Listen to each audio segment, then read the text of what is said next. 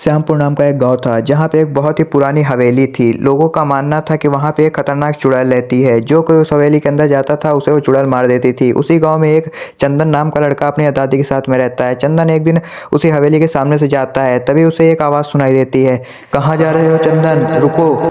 तो चंदन जब पीछे मुड़कर देखता है वहाँ कुछ नहीं रहता है, तो उसे फिर आवाज़ सुनाई देती है, अंदर आओ चंदन, अंदर आओ, मैं अंदर हूँ, अंदर आओ। तो चंदन अंदर जाता है तो वहाँ पे कोई नहीं रहता है। जब वो अंदर जाता है तो वहाँ कोई नहीं मिलता, तो वो पीछे मुड़ करके तभी देखता है। जैसे ही वो पीछे मुड़ता है वैसे ही आसमान से वहाँ पे एक चुड़ैल आ जाती है और तभी चंदन उसको देख के डर जाता है और बेहोश हो जाता है।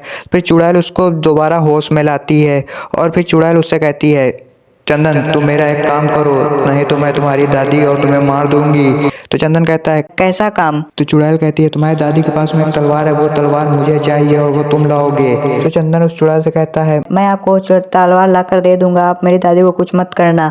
तो चुड़ैल कहती है, जल्दी से मुझे वो तलवार ला कर दो, नहीं तो मैं तुम दोनों को मार दूंगी। और तभी चंदन वहां से अपनी दादी से तलवार मांगने के लिए चल देता है। तो चंदन जब अपने घर पर पहुंचता है तो उसकी दादी घर के बाहर ही खड़ी रहती है। वो वहां पे जाता है और अपनी दादी से कहता है, दादी मुझे आपसे एक काम था। तो उसकी दादी कहती है, कैसा काम बेटा? तो वो चंदन अपनी दादी से कहता है, मुझे आपसे वो तलवार चाहिए जो आपके पास में है। तो उसकी दादी कहती है, वो तलवार तुम्हें क्यों चाहिए, वो बहुत खतरनाक तलवार है। तो चंदन अपनी दादी को सारी बात बताता है। तो उसकी दादी कहती है, उस चुड़ैल ने तुम्हें कुछ किया तो नहीं? तो चंदन कहता है, नहीं उसने मुझे कुछ नहीं किया, मगर दादी उस तलवार को वो क्यों मांग रही है और आपसे ही क्यों? तो उसकी दादी कहती है, तुम्हारे दादाजी एक तांत्रिक थे जो कि उस चुड़ैल से एक बार युद्ध करते हैं और उसको उसी तलवार के अंदर समा लेते हैं और उसकी सारी शक्तियां उस तलवार के अंदर आ जाती हैं और उसको उसी हवेली में बंद कर देते हैं। फिर उसके बाद वो तुम्हारे दादाजी वो तलवार मुझे दे देते हैं और खुद मर जाते हैं। तभी से वो तलवार मेरे पास में है। अगर वो तलवार किसी के हाथ लग गई तो वो चुड़ैल फिर से आज़ाद हो जाएगी और फिर से आतंक मचाएगी।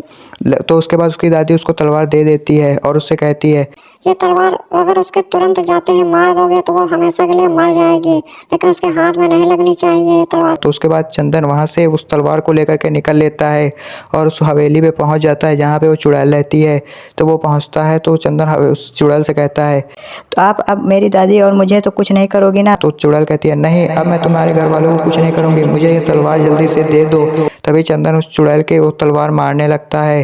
तभी उसी जगह पे वो चुड़ैल गिर करके मर जाती है और चंदन उस तलवार को लेकर के फिर से अपने घर की ओर वापस लौटने लगता है और फिर वो अपने घर पर वापस लौट आता है और अपनी दादी को तलवार दे देता है।